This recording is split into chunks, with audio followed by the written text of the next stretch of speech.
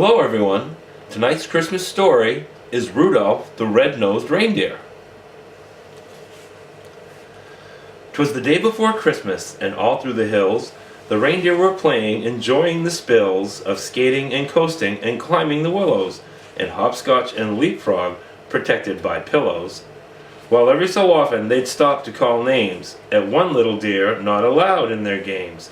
Ha ha, look at Rudolph, his nose is a sight. It's red as a beet, twice as big, twice as bright. While Rudolph just wept, what else could he do?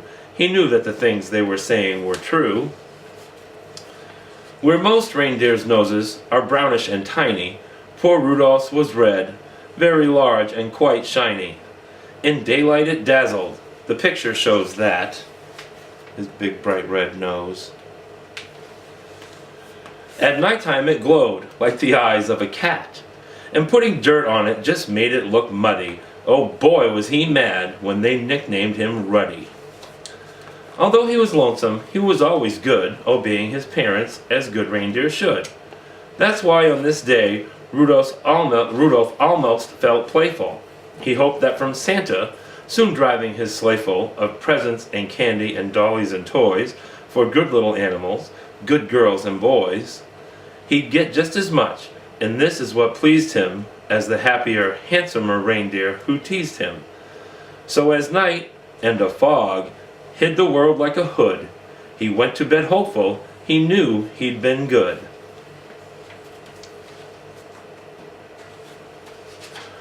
While way up north on this same foggy night, old Santa was packing his sleigh for its flight. That fog, he complained, will be hard to get through. He shook his round head, and his tummy shook too. Without any stars or a moon as our compass, this extra dark night is quite likely to swamp us. To keep from collisions, we'll have to fly slow. To keep our direction, we'll have to fly low.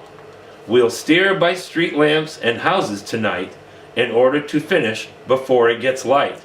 Just think how the boys and girls' faith would be shaken if we didn't reach them before they awaken.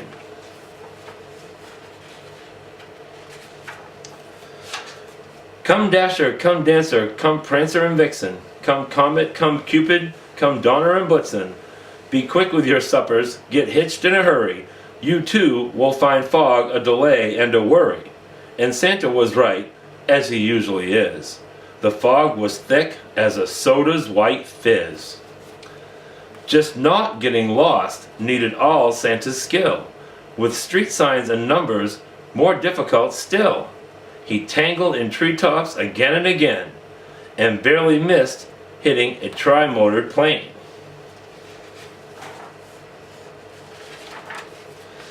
He still made good speed with much twisting and turning, as long as the street lights and house lights were burning. At each house, first noting the people who lived there, he'd quickly select the right presents to give there. By midnight, however, the last light had fled, for even big people have then gone to bed. Because it might wake them, a match was denied him. Oh my, how he wished for just one star to guide him. Through dark streets and houses, old Santa fared poorly. He now picked the presents more slowly, less surely. He really was worried, for what would he do if folks started waking before he was through? The air was still foggy, the night dark and drear, when Santa arrived at the home of the deer. A ledge that he tripped on while seeking the chimney gave Santa a spill in a painfully skinned knee. The room he came down in was blacker than ink. He went for a chair and then found it, a sink. The first reindeer bedroom was so very black, he tripped on the rug and fell flat on his back. So dark that he had to move close to the bed and squint very hard at the sleeping deer's head. Before he could choose the right kind of toy, a doll for a girl or a train for a boy,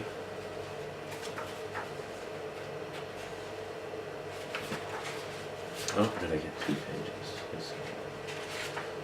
Oh. But all this took time and filled Santa with gloom, while slowly he groped toward the next reindeer's room. The door he just opened when, to his surprise, a dim but quite definite light met his eyes. The lamp wasn't burning, the glow came instead from something that lay at the head of the bed. And there lay, but wait now, what would you suppose? The glowing, you've guessed it, was Rudolph's red nose. So this room was easy. This one little light let Santa pick quickly the gifts that were right. How happy he was till he went out the door. The rest of the house was as black as before. So black that it made every step a dark mystery, and then came the greatest idea in all history.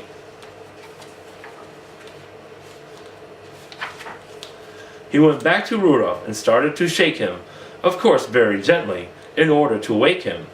And Rudolph could scarcely believe his own eyes. You can just imagine his joy and surprise at seeing who stood there, so real and so near, while telling the tale we've already told here.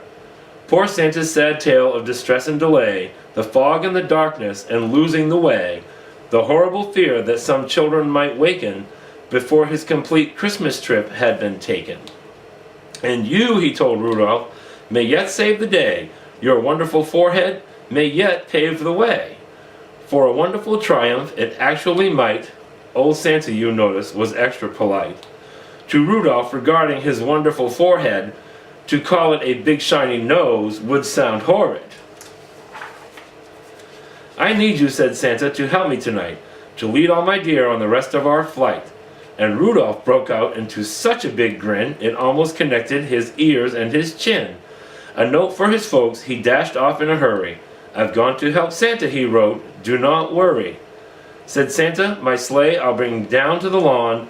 You'd stick in the chimney, and flash, he was gone.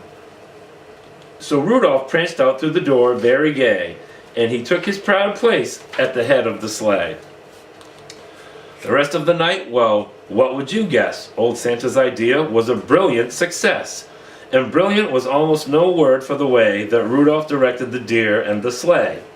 In spite of the fog, they flew quickly and low, and made such good use of that wonderful glow. From Rudolph's forehead at each intersection, that not even once did they lose their direction.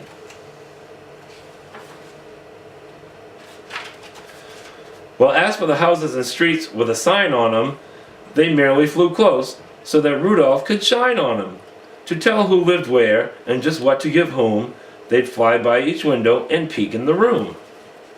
Old Santa knew always which children were good and minded their parents and ate as they should. So Santa selected the gift that was right, while Rudolph's forehead gave just enough light. It all went so fast that before it was day, the very last present was given away. The very last stocking was filled to the top, just as the sun was preparing to pop.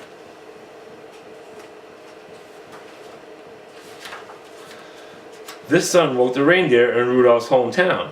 They found the short message that he'd written down, then gathered outside to await his return, and were they excited, astonished to learn that Rudolph, the ugliest deer of them all, Rudolph the red-nosed, bashful and small, the funny-faced fellow they'd always called names and practically never allowed in their games, was now to be envied by all far and near, for no greater honor can come to a deer than riding with Santa and guiding his sleigh, the number one job on the number one day. The sleigh and its reindeer soon came into view, and Rudolph still led them as downward they flew. Oh boy, was he proud as they came to a landing, right where his handsomer playmates were standing. These bad deer who used to do nothing but tease him would now have done anything only to please him.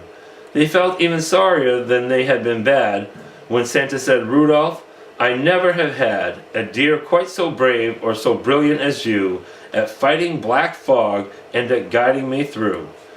By you, last night's journey was actually bossed. Without you, I'm certain we'd all have been lost. I hope you'll continue to keep us from grief on future dark trips as Commander-in-Chief.